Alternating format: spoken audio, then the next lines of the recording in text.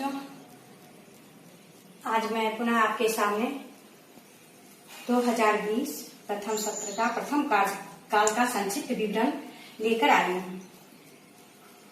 पाठ 1 में कविता, हिमालय कविता आपने पढ़ा है। हिमालय कविता हमें जो है कविता हिमालय हमें सीख देता है कि जीवन में चाहे कितनी भी मुश्किलें क्यों ना आए, हमें अडिग रहकर उसका सामना करना चाहिए। और जिस तरह से हिमालय में जो संपदाएं हैं, भरपूर संपदाएं हैं, उस संपदा से जिस तरह से हिमालय में जो भरपूर संपदाएं हैं, उस संपदा को वितरित करके दूसरों की सहायता करता है, उसी तरह हमें भी करना चाहिए। सबसे पहले हिमालय कविता में तो इसकी सुंदरता का भी वर्णन दिया गया है कि यह सुंदरता का वर्णन है, इसकी महिमा का वर्णन है। तो ये देखिए कि हिमालय जो है हमारे देश की गौरव महिमा को और ये बता रहा है।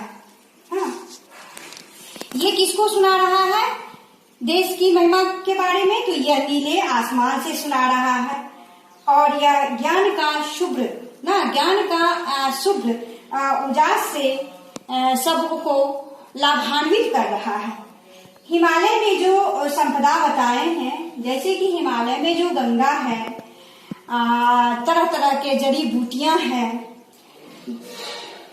हिमालय से जो गंगा निकलती है, यह गंगा जो है, गंगा का उद्गम स्थल हिमालय ही है। निकलकर वो हमारे धरती पर जो प्रवाहित होती है और खेतों को सींचती है, हमें पीने के लिए अमृत जल देती है। तो ये जो है कौन देता है? वो ये हिमालय से ही गंगा निकलकर हमें गंगा देती है।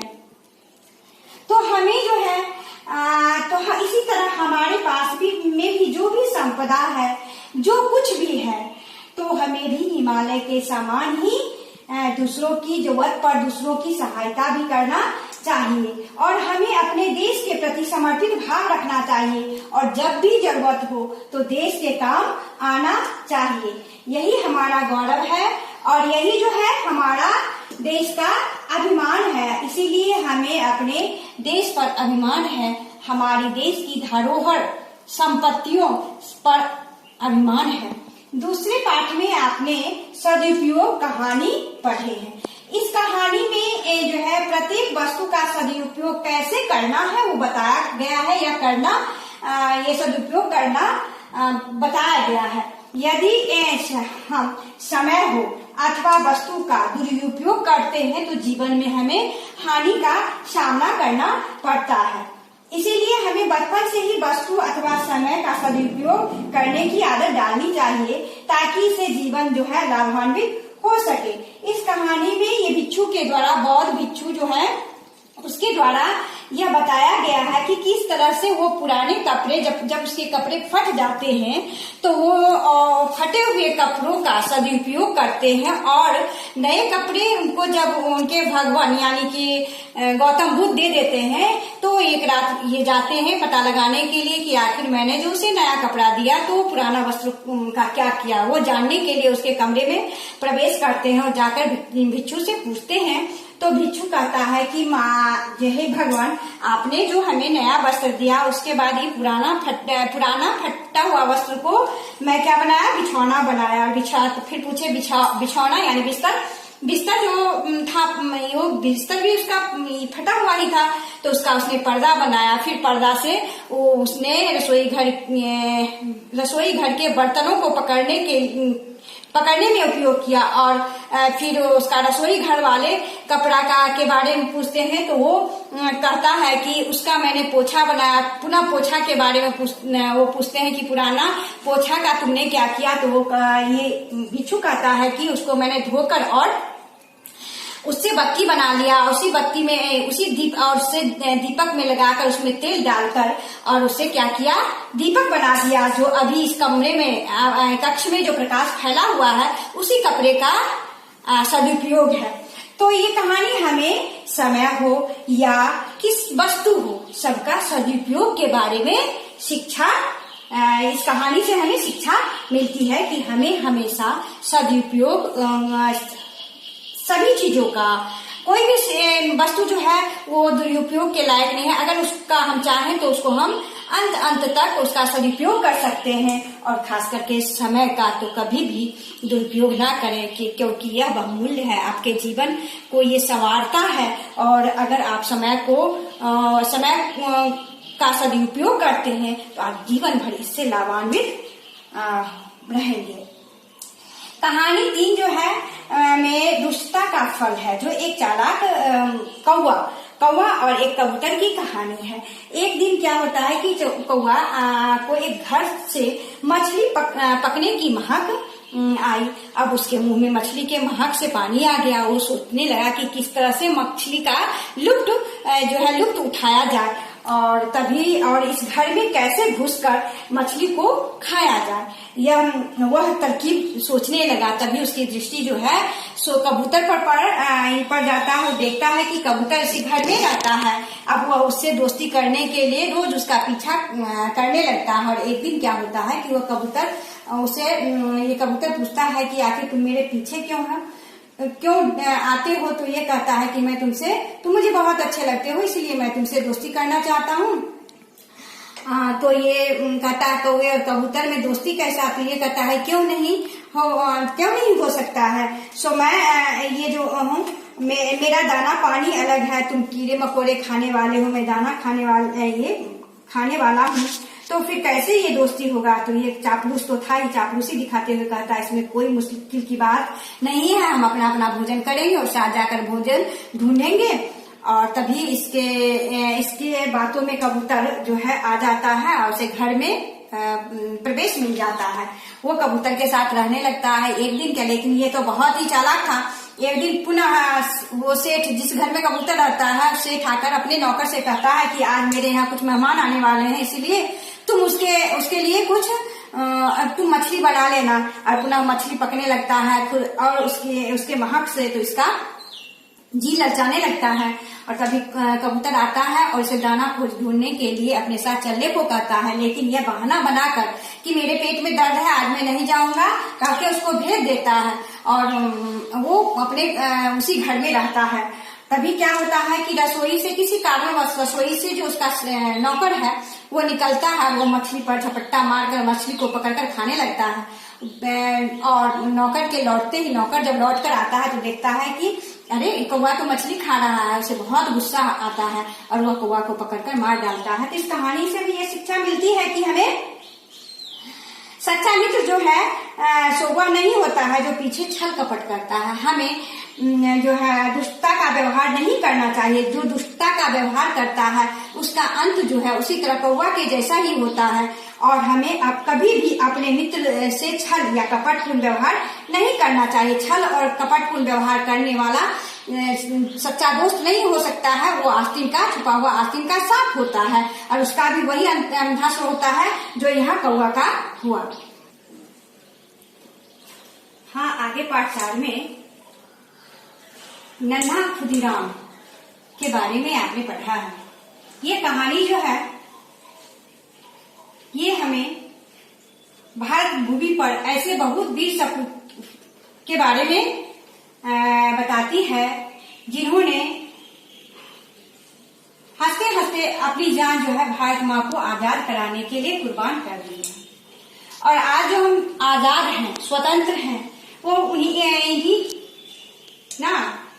इन्हीं का कुर्बानी किया हुआ है। इस पाठ में एक ऐसे वीर खुदीराम बोस की कहानी है जिन्होंने बचपन में ही भारत भूमि को अंग्रेजों के चंगुल से आजाद कराने के लिए अपना बलिदान दे दिया। ये नन्हा खुदीराम बोस जो है उनका जन्म हबीबपुर, बंगाल के मिदनापुर जिले हबीबपुर में हुआ था ना। इनका जन्म 3 दिसंबर को 1889 को हुआ था। और बचपन में सभी इन्हें प्यार से खुदी बुलाते थे। लेकिन जब यह 6 वर्ष के हुए तो अचानक इनकी माँ का देहांत हो गया और इनकी बड़ी बहन अनुरूपा ने इनका पालन पोषण किया। एक बार की बात है, वो अपनी बहन के साथ मंदिर में गई। वहां वहां उन्होंने देखा कि कुछ लोग जो है नंगे पैर धूप में बैठे हुए हैं।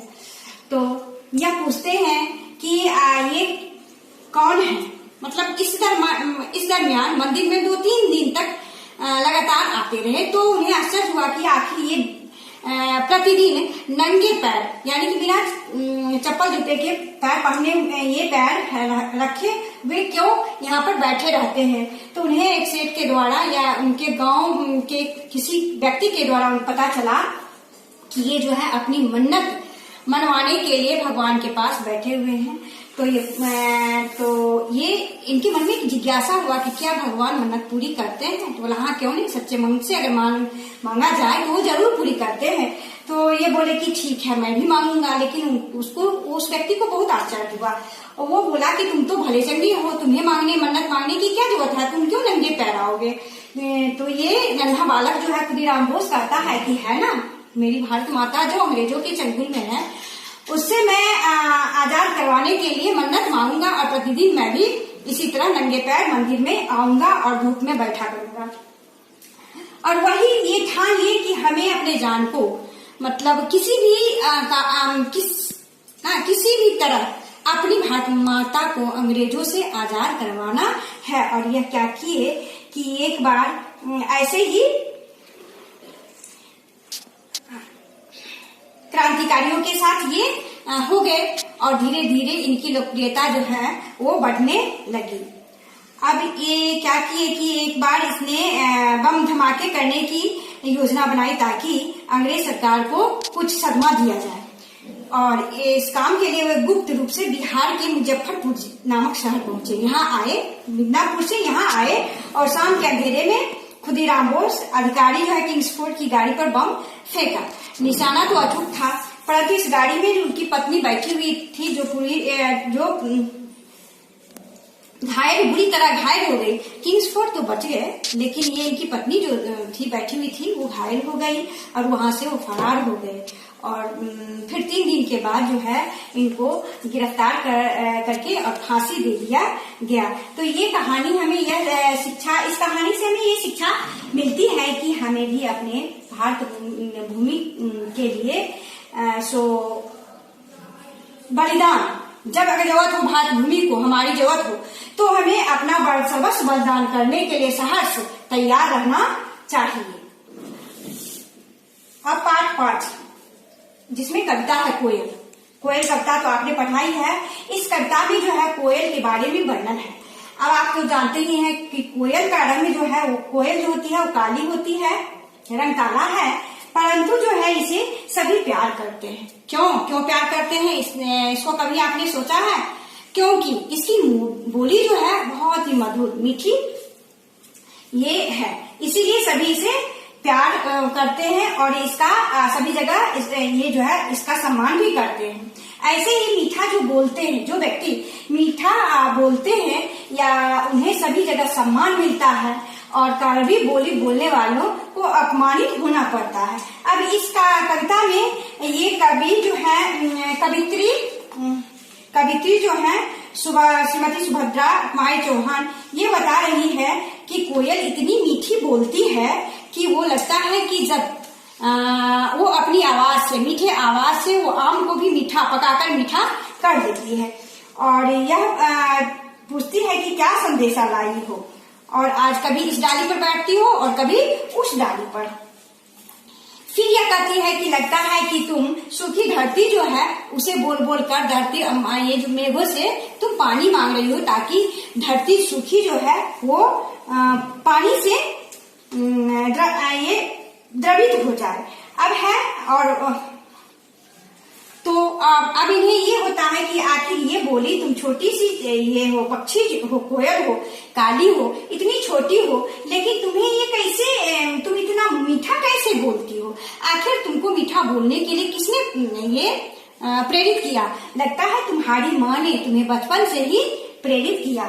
तो ये जो है आप इसीलिए किसी संत ने कहा है कि मीठी बानी बोलिए मन का आपा खोए और को शीतल करे आपा शीतल हो, कि जब कोयल जो मीठा बोलती है तो ऐसे ही हमें भी अपना बोली जो है, वचन जो है को मधुर करना चाहिए और मीठा बोलना चाहिए। मीठा बोलने से हमारी अंतर आत्मा जो है वो तो मुग्ध होती ही है, लेकिन क्या है, हम अपनी शीतल वाणी से दूसरे के भी आत्मा को शीतल करते हैं और खुद भी शीतल होते हैं। हमें हमेशा मीठा बोलना चाहिए, कम बोले, सोच कर बोले, लेकिन मधुर बोले। सत्य अगर कड़वा हो तो ना बोले, उसे बोलने से बचे। और जब भी हो मीठा बोले, जब मुंह खोले मीठा बोले, जैसे कोयल बोलती है। कौवे के जैसा कड़वा नहीं बोले, क्योंकि कौवा जो है अपमान का प्रतीक है, उसे सभी जगह अपमानित होना पड़ता है। अगर आप भी कड़वा बोलते हैं तो आपको भी अपमान का सामना करना पड़ेगा।